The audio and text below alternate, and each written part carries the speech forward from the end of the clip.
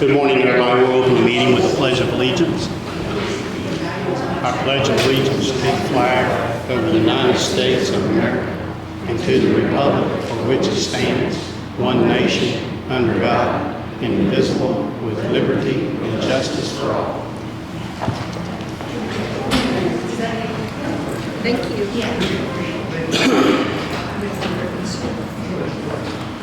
First thing on our agenda is this technical advisory committee that was sent to us by the APC.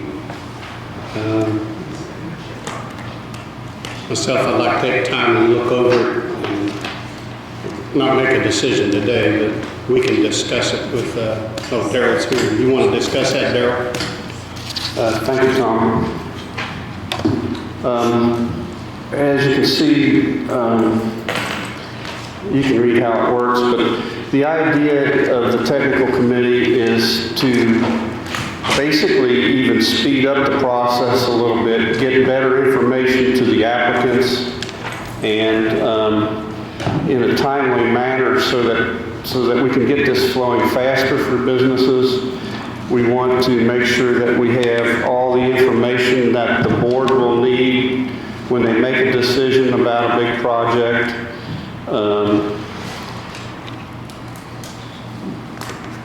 The membership, sometimes there'll be times when some of these, like the county engineer, will just need to run something past him quick. I don't imagine this taking, not every project's going to need a county engineer, but sometimes we don't have that kind of certifications in our thing. We need to make sure that everybody's coordinated so that the people that are applying to do things have a better idea of what they need to do, so it flows faster, so that the board knows all the details when it gets there. The board did pass this unanimously after many months of deliberation. If you got any questions, I'd be willing to. Yeah, I got one there. In the second page, where you say it's 5 or 6 meetings open to the public. These meetings are not public hearings, however, the director or its discretion or the advice of the PSC member may invite comment from the applicant. These are interested parties. And it goes on, but this is my feeling on that is they must invite them. I mean, if you got an applicant and some person in charge of whoever's the development is, why would he not be invited, or why shouldn't it? The applicant is always invited. The applicant is requested to be there. May invite, that's my. I can imagine. I can't imagine any reason why we wouldn't have the applicants there to say. This has changed. This is not the same as us. I just think it should stay that they I think that is. This is what she looked at. Where's the old one?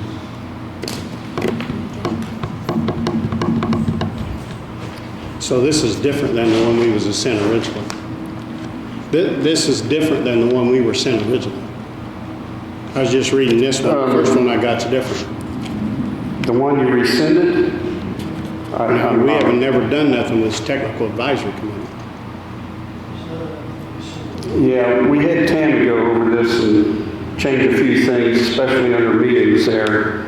Okay, so it's different than the one we was sent. Yeah. There was never a technical advisory committee that was adopted as an ordinance previously. There's nothing that was ever rescinded. This is totally brand new. I understand that. He's saying this is a different one than what they have already reviewed. The one we first received, Tammy's revised it, right? This is not the one we first received. That's right. There was a draft originally given, and it's been totally gone over. We just sent this, when, last week? Yeah.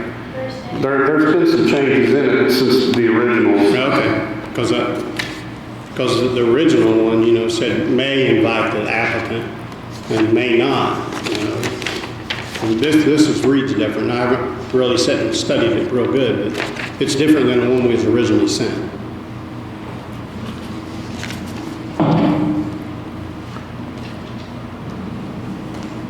I may even have the old one. What's the date of what you received that you're talking about when you sent? I got Faye looking for it. This language has been on the table for at least 60 days, I think, now. Our board's been working on. Is that right, Daryl? Prior to that, there was several different versions that we were talking about and never really got out of the nuts and bolts of getting specific language together. Find it.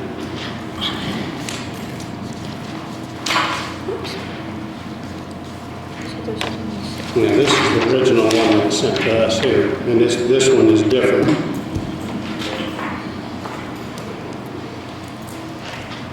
Under 6, it does say that the director, in its discretion or on the advice of the TAC members, may invite comment from the applicant. And I agree with Jerry. I think that section should be changed so that the applicant should be a part of that. Should be a part of that meeting. We should definitely invite that meeting for comment. Yeah. That's what it is.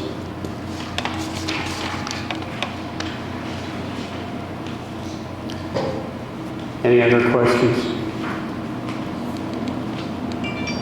That's the only issue that jumped out at me. I don't know, I'd like to look at it. Well, I mean, we got time to discuss it. When did you officially send us the new one? May the 11th. So we have, I would like to note that under number 7 there, all actions advisory, all the actions recommended by the TAC shall be considered advisory in nature and shall not represent the final determination. The final determination comes down to the board and to the commissioners in most cases. well, it would depend. If it's a zoning change, yes, it would come to us, but if it's just an applicant for a subdivision, it would not. Yeah, correct. And then it would be up to the board then.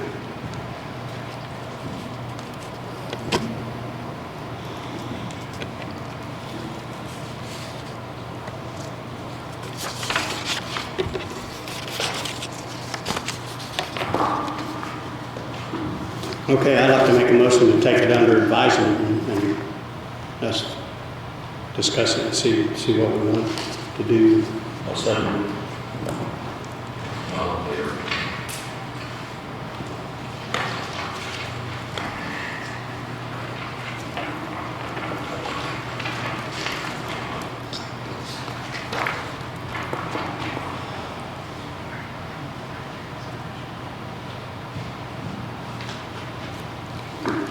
Who's going to address the next one? Daryl, you, this wireless telecommunications thing? Who's it? Okay. He's recused himself from that. So basically, I know it's a lot of pages, but it's just taking our code from having no language about wireless telecommunication facilities to having language that essentially says if you make a change, tell us what you're going to do and get a permit for it. I'm lost. To build a communications For tower? cell towers, yeah.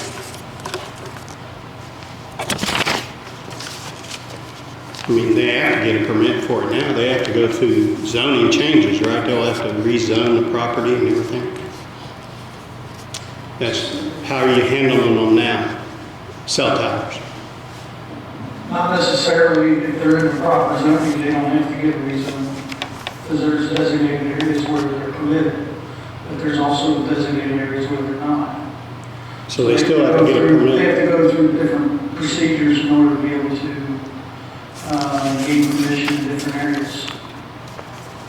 So, right now, there's literally no rules or regulations within Franklin County on cell phone towers. So, I'm trying to get some language in there so that we have at least some type of rules. And I believe most of the rules follow the federal and state rules, is what it is.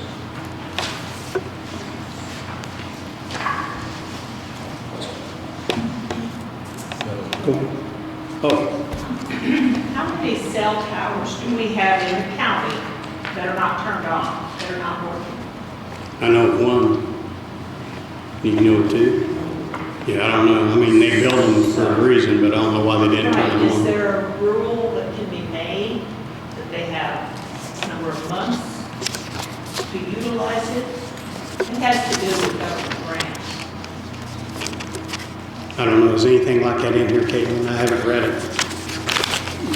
Not that I can remember, as far as whether or not they can build one and not turn it on.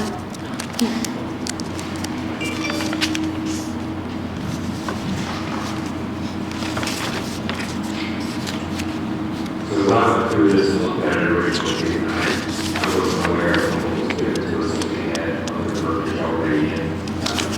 So I want to compare this to what we currently have. What changes were made, do you think about it? So in our current code, I think the only time it's ever mentioned is in conditional uses. The only time telecommunication towers are mentioned in our current code is under conditional uses and maybe like one or two lines. So this would all be entirely new, it'd be a whole new section. Okay, that's understood, yeah. Thank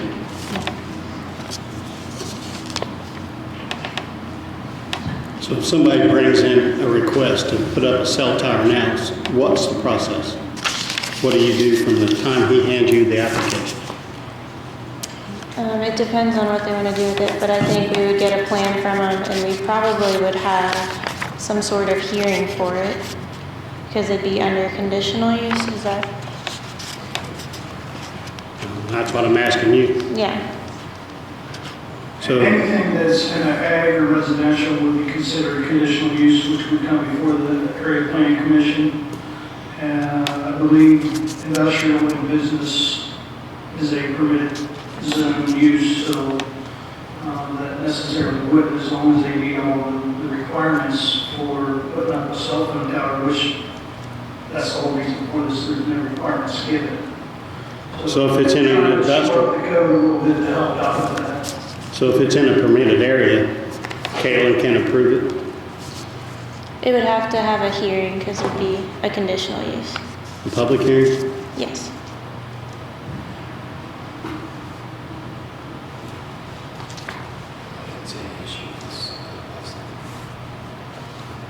Oh, I haven't read it, but, I mean, it makes sense. There's got to be some kind of law. So let's look it over in the next meeting, we'll make a motion. Thank you. I'll make a motion to table this to our next meeting, we'll make a decision. So this would go into the APC regulations, right? It'll be adopted as a code, legal code, enforceable. I'll say that. All in favor?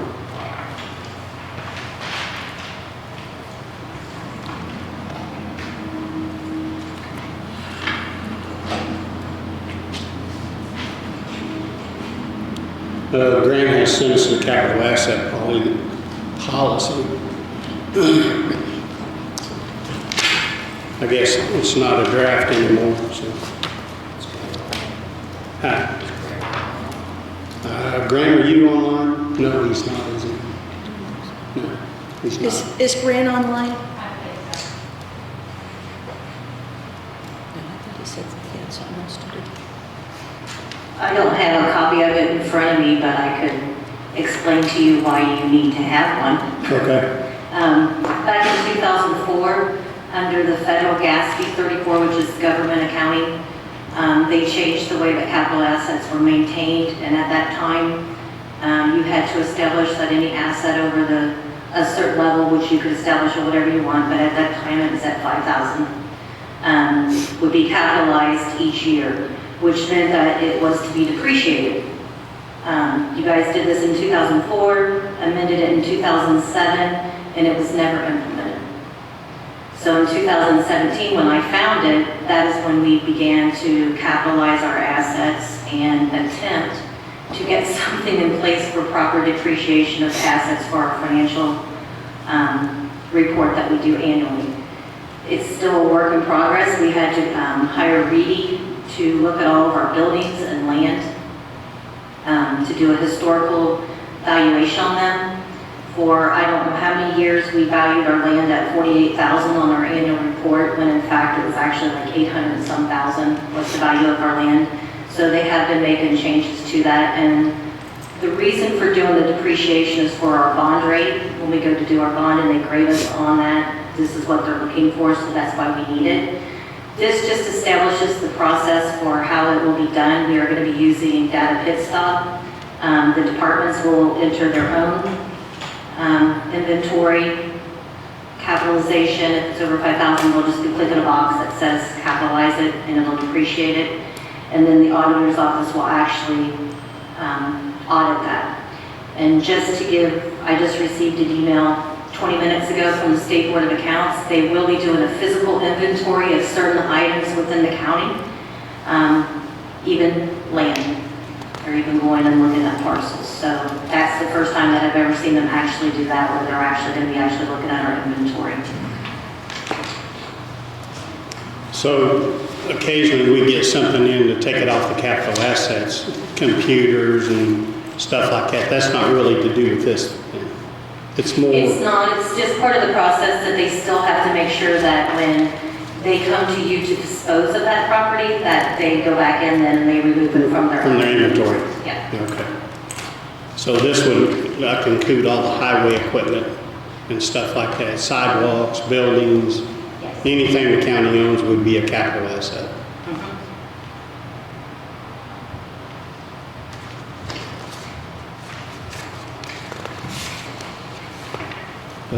I know, pardon?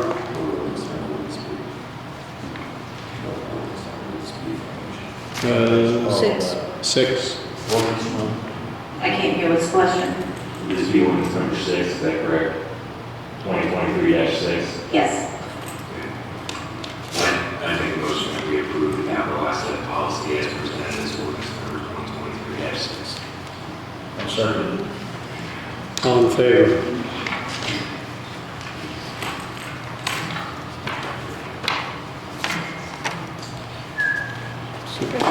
And now I'll send that off to data pit stop, and so hopefully within like the next 3 months, he can get down here and we'll get the departments trained on it.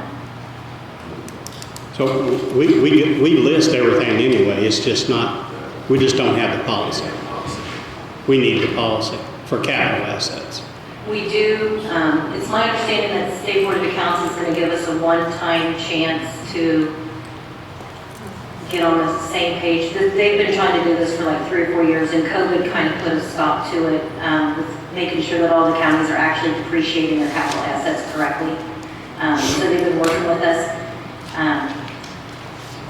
For the changes made with the building calculations, Reedy is still maintaining that depreciation for the buildings and the land, and we kind of need to get that moved into data pit stop so that we can do it on an annual basis instead of relying on them to do it. So we're hoping to make sure we have all the proper information in place, especially before the end of the year, so that when we report next year, we have everything accurate.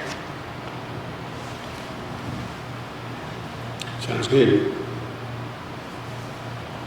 Next, we have a board appointment, Beverly Spurlin to the, Oh, it's Jennifer Black. Beverly Spurlin is going to be the executive director. so changing around. Okay, Jennifer Black to the Board of Convention Recreation Visitors. I'll make a motion to appoint her to that board, and she's already on it. I second that. All in favor? And then Beverly Spurlin was hired as the executive. And whose spot did you take? Jennifer took Beverly's. Okay.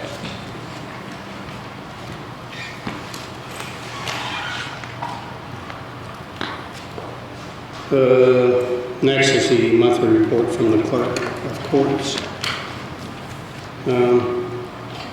I'll make a motion to acknowledge that we received the clerk's report for April of 2023. Second. All in favor?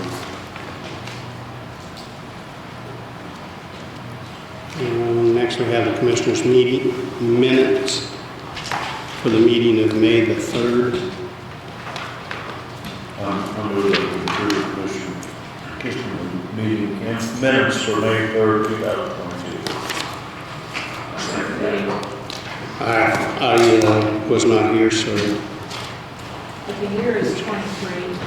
I'm sorry. I can't hear you. The year is 23. It's correct on the document. Yeah, the agenda has 2022 on it. Oh, it does. Just pointing out. The Sorry, I document's read correct. it as it was. It is 2023.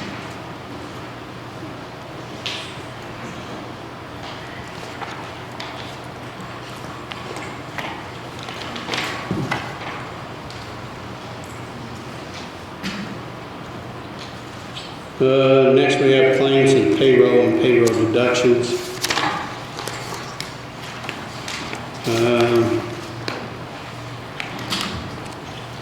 LIT, $890,121.33. Regular claims at $794,037.94. Utilities and extras with the health and Shama, $448,499.55. Millie's favorite. Payroll, $212,297.46, which the auditor has verified and approved with her signature. I make a motion that we approve the claims and payroll as submitted. I'll second. All in favor?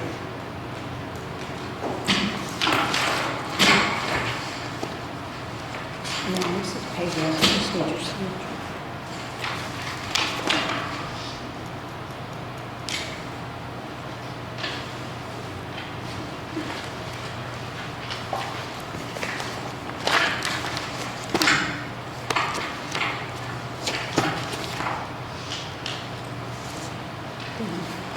Next is, this is.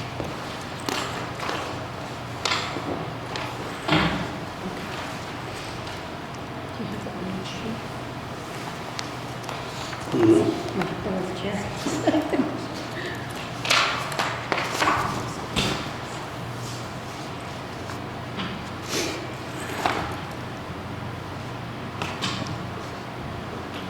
I didn't think we discussed the stormwater and stuff. Yep. ARPA funds. So that's what this is. I think this has already been approved and appropriated. Is that for the LAO contract? Yeah. Yeah, for $45,400. Yeah, it's been approved. They want us to DocuSign that, and they had issues last night getting that sent to us. I'm thinking when I go in there, it's gonna make me put my name on there, and it really should be you guys that sign it, so I definitely need a motion on that. I will try to get them to resend a new one so that your office can actually sign the DocuSign on that. But that is a copy of the contract. Okay. So that's this. So we previously approved it, you just need a motion for us to request the document from LAO for commissioner's signature. Okay. I make a motion that we request an invoice from LAO for commissioner's signature for the prior approval of $45,400 for the time and attendance system. I'll second it. All in favor? But what about the contract? We need to sign it now? It's- Or approve it, I mean. Is that what you just approved? Oh, for live. Yeah, I pulled it Okay. out.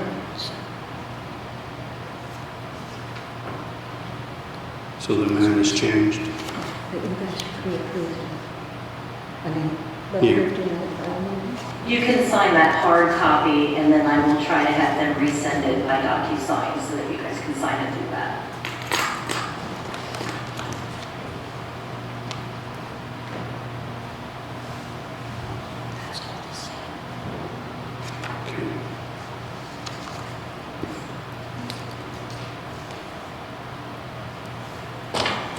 Yeah.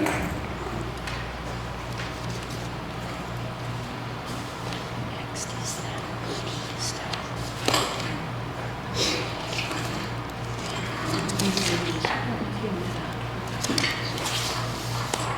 That was part of this, right? Right. Well, right under it. Yeah.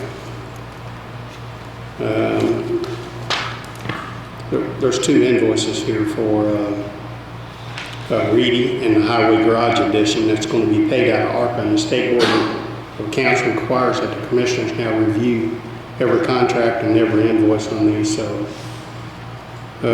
we need to do that. I've already looked.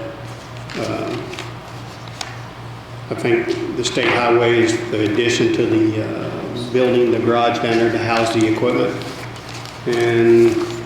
And Reedy is for the ARPA report. So we'll find some totals here. Reedy is $995.30. The highway garage is current payment due $24,802 plus a balance to Fisher's 10, line 3, and line 6 is $6,407.09. So I'll make a motion to approve those out of ARPA funds. Yeah. Yeah.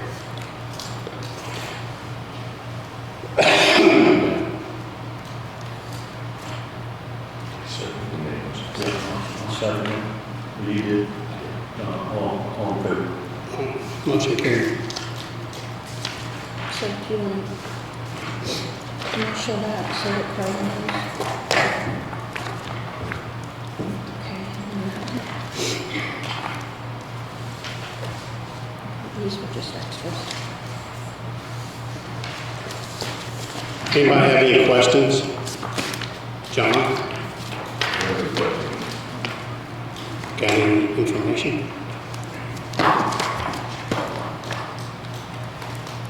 I've got something I need to bring up. Larry? Dock is going to close, and I guess going to do it after Memorial Day weekend. You're going to go Highway 1 north of town here.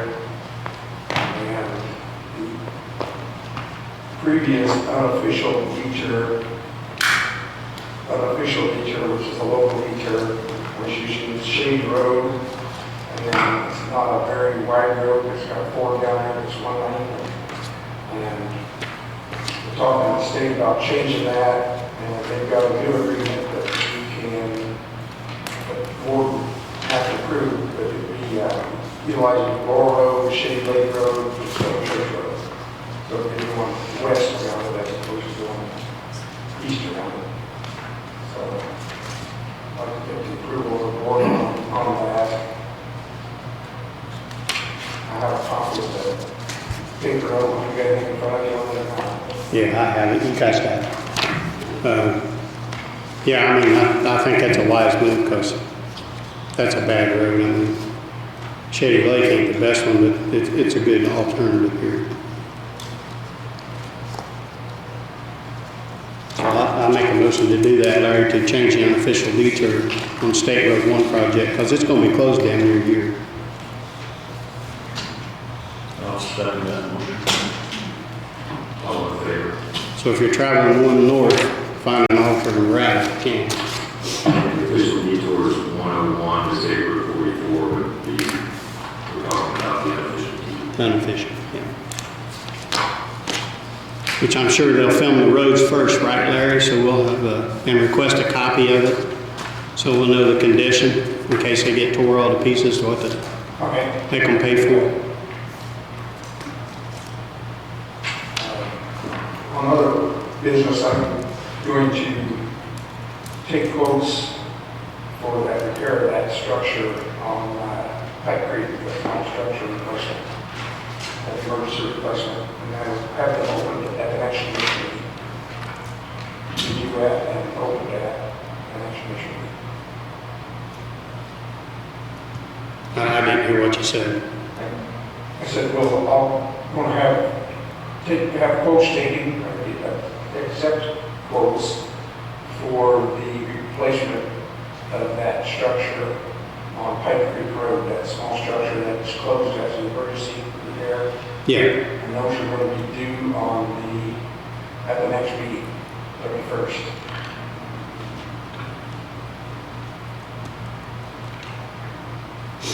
okay, I mean, I know I asked you before, you're estimating 50 to 60,000 for that. You have money in place, or what we got to do I'll have the council to approve something. for an emergency? Yeah. Okay. So have you already turned a request in for the next meeting, or? I have not. I'll get that taken care of. Okay. Because time's getting short, right? Carlo's got to be in by when? Right now, he needs looking at June's meeting. Okay.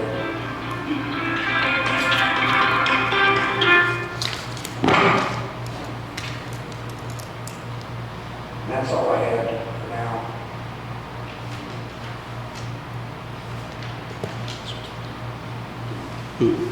Yeah. Yeah.